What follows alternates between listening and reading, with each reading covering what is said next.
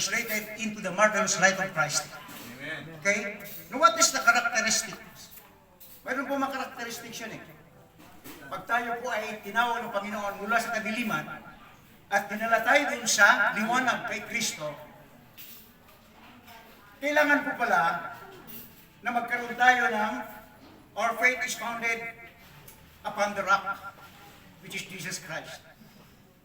In order to be not unshaken. Our faith is founded upon the rock who built the church, which is Jesus Christ our Lord. Okay? Trusting God and trusting God in all circumstances. Like this time. Last night, we have experienced a abrupt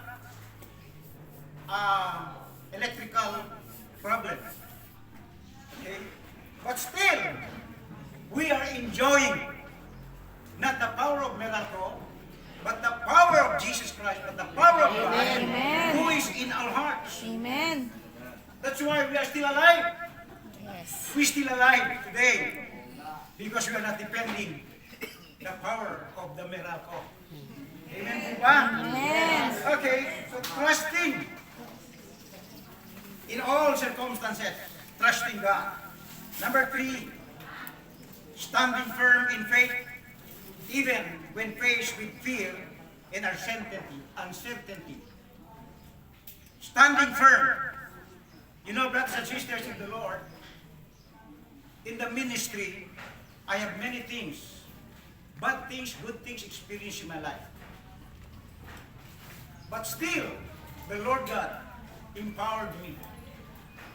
And I surpassed everything of these things because there is one goal in my life: